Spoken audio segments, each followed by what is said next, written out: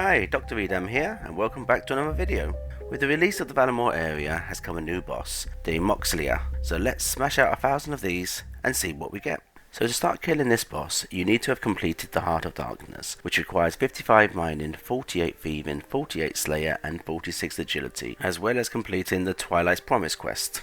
And the first decent kill of the trip coming in as the Ruin Plate Body.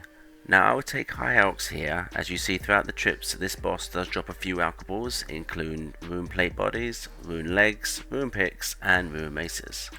They also seem to drop a fair few runes, including Souls, Deaths, Bloods, Chaos, and Natures, as well as prayer pots to help extend your trips.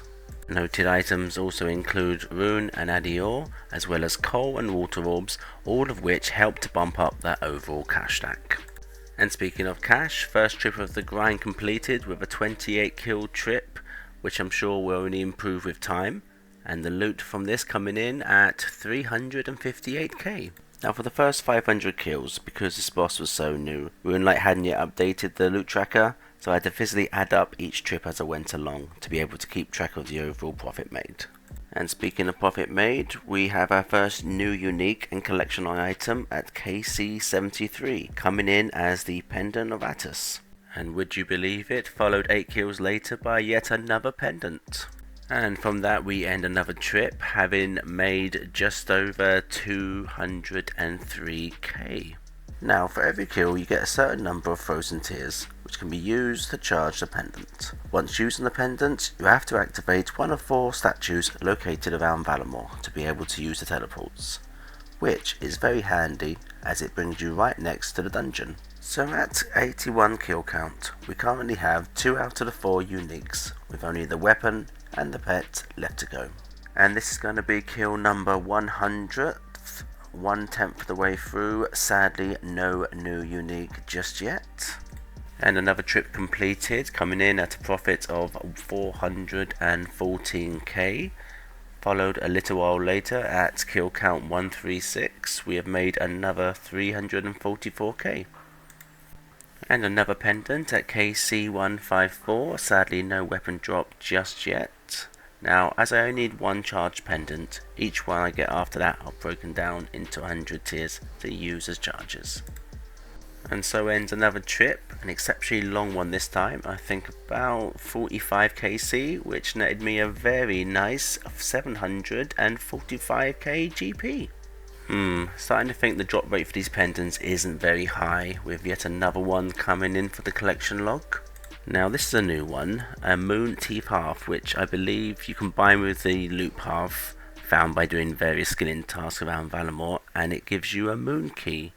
Now this opens a new chest that gives you a chance of dropping the new Helmet of the Moon, a new collection log slot which at this time has no drop rate. And straight after the Teeth Half we get yet another pendant to add to the list. And finally at KC201 we get our first glacial weapon drop, which at the time of release was going for about 500k, although sadly I think it's come down in price since then. And then just a few kills later, would you believe it, yet another pendant. Now after converting the pendants to tier charges, our final loot came out as 704k GP for this trip. Not bad at all, with a following trip coming in at 668k. Now as not to be repetitive, I won't be showing you every pendant drop, but a final total at the end, simply because after 1000 kills, there were just so many it would take too long. Now people in the clan have asked me why I ranged this boss, when the meta is a scythe followed by a crush weapon, as this boss has a flat line base to crush. Well honestly, it's just convenience.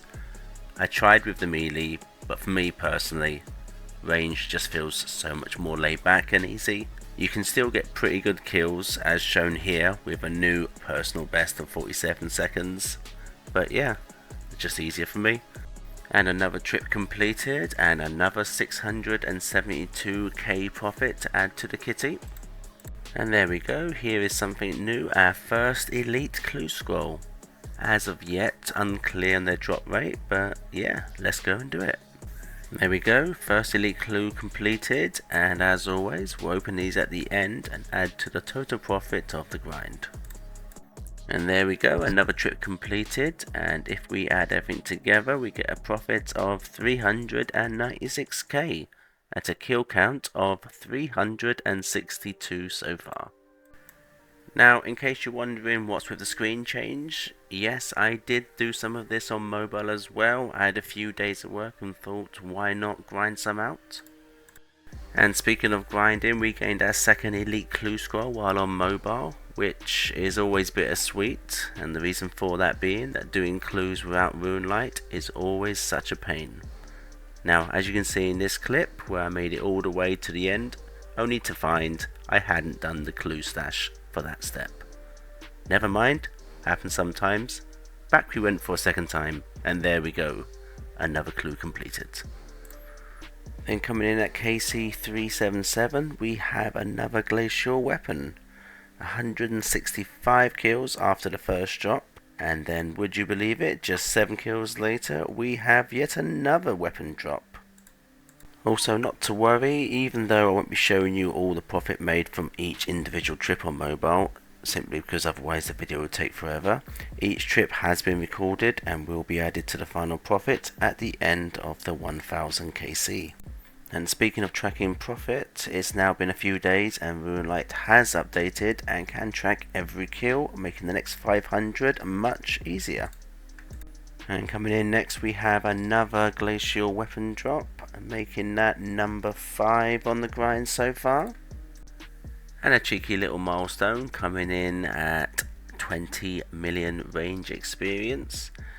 Now just 10 times that and I will have maxed. Yay.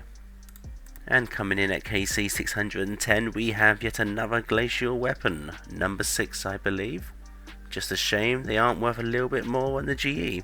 And next we have a much rare item, another elite clue scroll. And to be fair, some of the steps on this one have been really easy, and that should make clue number 3 of the grind completed. And at KC 754 we now have our 7th glacial weapon, and just to put that into contrast, for those 7 drops I have nearly 30 pendants, which is why I didn't show you every time one of them dropped.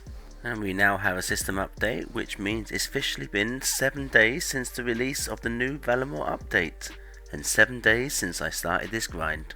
Now coming to the end, and while we didn't get any more uniques, we did get a double rune plate body drop, over 900 kills, and that's the first time seeing that. And with this final kill, we have finally reached a big number of 1000 kills. Sadly, no pet drop this time round, but who knows what the future's going to hold. Now if we look at the collection log, we can see we got a total of 12 glacial weapons and 42 uncharged pendants. So you can see why I didn't include them in the video. Over 5,372 teardrops, which doesn't include the breakdown of the pendants. Fun fact for you, pendants can only hold 1,000 charges. So yeah, got a few left over. And lastly we opened the 3 elite clue scrolls that I got. And while unlucky not to get a master clue, we did get a new collection log item in the way of a black d-hide body trimmed. Always nice to see. And now for the final step, adding up all the loot from 1000 kills.